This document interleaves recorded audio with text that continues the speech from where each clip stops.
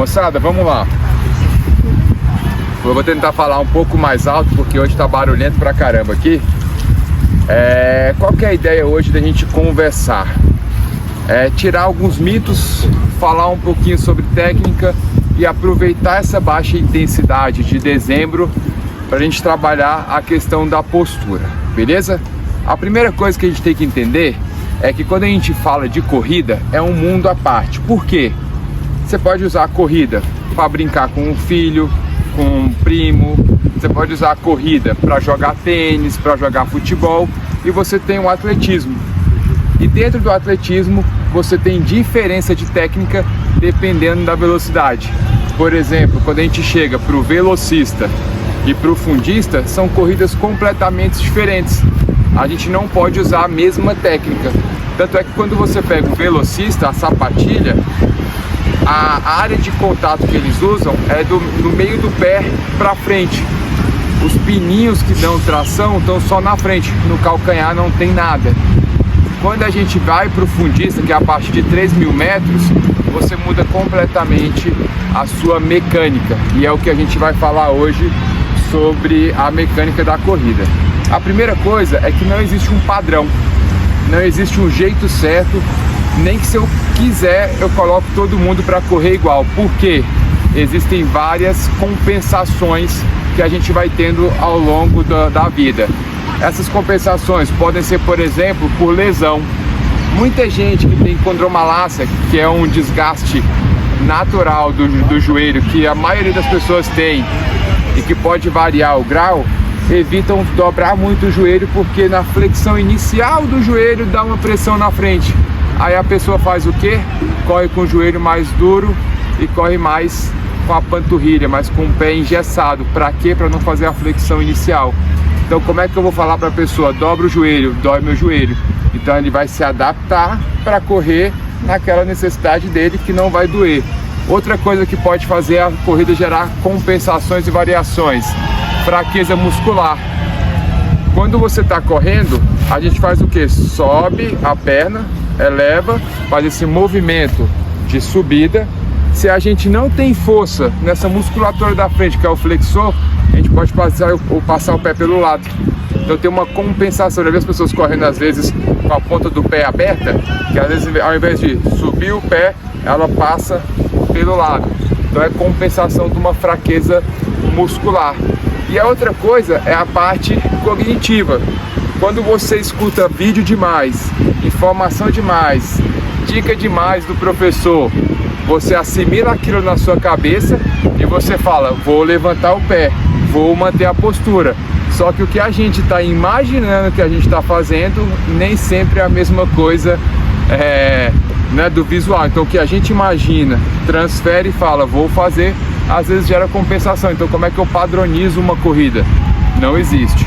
Só que a gente trabalha hoje com uma questão de eficiência na corrida. E o que é isso? Gastar o mínimo de energia possível durante a movimentação. A corrida, a gente tem o objetivo de ir para frente e não ir para cima. Então para a gente ter uma corrida econômica, a gente não pode pular demais. Quanto mais a gente sai do chão, maior o impacto na volta, maior a energia gasta para cima e a gente perde em eficiência para frente. Então assim, qual é o principal fator que a gente vai olhar na corrida? Não tá pulando, não tá aquele corredor saci que fica no mesmo lugar e não sai para frente. Então essa é a maior dica que eu posso dar em relação à eficiência de corrida. A outra coisa é a postura. Normalmente fala postura, coluna reta, o que a gente faz? Isso aqui. Mas o principal preocupação durante a corrida, ela tá no quadril. Porque o que a gente faz por fraqueza? Senta. Quem já viu várias vezes a gente correndo e a pessoa parece que está sentada, a corrida sentada, a postura curvada, a gente está falando nessa região. Então para a gente conseguir manter essa postura, para tirar o pé do chão, a gente tem que ter muita força nessa região do quadril. Então as duas coisas que eu quero que vocês prestem atenção durante a corrida é se eu estou indo para frente e se eu não estou sentado.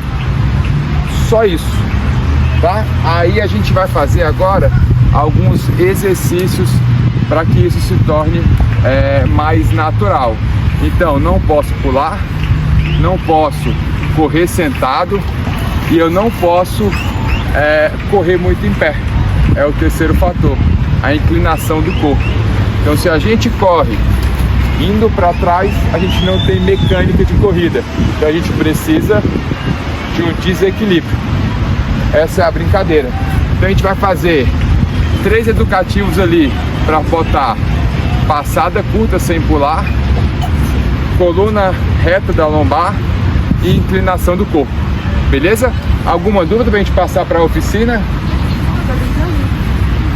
Querem tirar alguma dúvida? Perguntar alguma curiosidade, alguma coisa que vocês viram? Sobre levantar o pé, Vitor. Que momento é bom levantar o pé? Você Tá. joga bastante pé do chão ou... Vamos lá. A ideia é que o padrão de corrida não tenha variação quando tem velocidade. Vamos supor, estou num trote leve e não vai mudar para um tiro.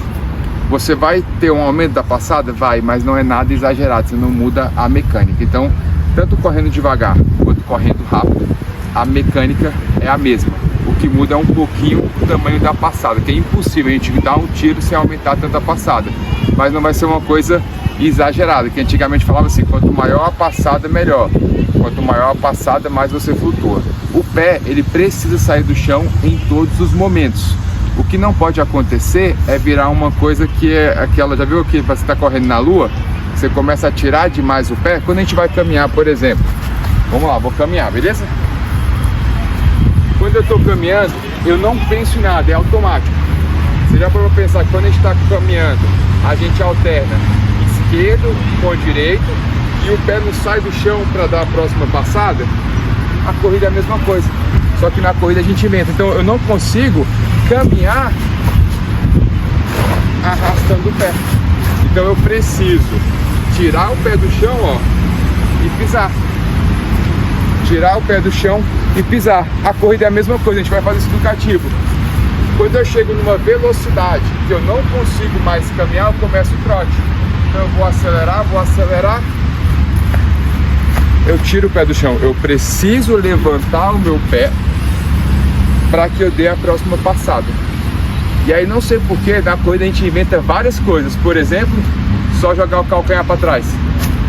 Quantas vezes você já viu a pessoa correndo assim? Não tem o avanço.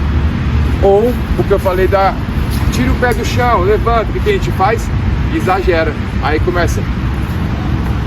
E aí começa o que? A pular. Não está indo para frente. Então a gente precisa dessa sensação de estar indo para frente para correr, como se fosse a caminhada. Entendeu? Então o pé precisa sair. Uma coisa interessante, que às vezes é meio técnico, mas é importante falar, é que o nosso centro de gravidade para fazer a próxima passada, ele acontece embaixo da gente. A próxima passada, ela acontece aqui, ó. A força de empurrar, ela acontece aqui. Se eu pego e piso lá na frente, que é a passada grande, eu desacelero o movimento para chegar no mesmo ponto, ó, embaixo, e empurrar. Então, por isso a passada mais reduzida ela é mais interessante. Porque eu não paro o movimento, eu deixo o movimento fluido. Eu estou vindo de uma caminhada, já dei a passada, já dei outra passada, já dei outra passada. Quando eu aumento a passada, o que eu faço? Eu freio o movimento, desacelero para passar, desacelero para passar. Tem um vídeo na internet que é muito interessante, que é quando você pega um cubo e uma esfera. O cubo é justamente isso, você tem uma força muito grande para sair do movimento, quando ele bate do outro lado ele freia. A esfera não, você empurra, demora para sair, mas ele continua. A corrida é a mesma coisa. Então, um pé, o outro, um pé, o outro, um pé, o outro. E o tirar o pé do chão é o necessário só para dar a passada e não subir demais. Então, por isso, ó, essa flexão. E aí já sentiu aquela dorzinha na parte de dentro aqui da perna? É flexor de quadril. É esse músculo que faz subir o joelho. Então, se a gente não tiver esse músculo forte, a gente não consegue subir. Aí a gente começa a passar, a jogar pro lado. Tranquilo? E a técnica na subida? A subida a gente só exagera um pouquinho, a gente vai fazer uma só no Parque Olhos d'Água, só disso. Porque assim, por exemplo, vamos, só para não perder o tempo, o que é mais eficiente para eu subir? Onde é que eu tenho mais força? Se eu tiver distante, passada larga, ou se eu tiver mais próximo? É a mesma coisa, você vai levar um pouquinho mais o seu joelho, porque aqui eu consigo fazer força para subir. Aqui eu não consigo, aí eu dobro o quadril e sento. Então na técnica de subida, o que a gente vai trabalhar? Esse coluna reta, o elevado joelho. Cientificamente, o braço não tem tanta interferência, mas vocês vão ver que psicologicamente, imaginar a movimentação de braço, o bastãozinho no chão, ele te ajuda. Então a subida vai querer te fechar, que é curvar e sentar.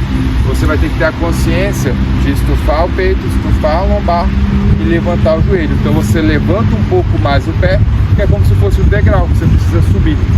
É mais fácil correr com técnica boa na subida do que no plano, porque na subida, se você não levantar o pé, igual na areia que a gente estava correndo agora, você percebeu que na areia você precisa tirar o pé do chão, você precisa dessa movimentação, senão você chuta e tropeça para fazer o movimento. Então na areia você percebe essa necessidade de tirar o pé do chão, você não consegue arrastar o pé na areia. Alguma dúvida? O tronco não vem mais pra frente da subida? Na verdade, para correr sim, que é o que a gente vai fazer agora. O que a gente vai fazer de educativos agora? Que eu vou fazer os grupos, a gente vai fazer três coisas agora. A primeira, essa variação de caminhada, de perceber um pé depois do outro e intercalar com a corrida. A outra coisa, para a gente correr, você precisa de um leve desequilíbrio. Existe uma angulação X, mas você não vai medir. Mas qual que é essa angulação? A diferença entre ficar em pé e cair.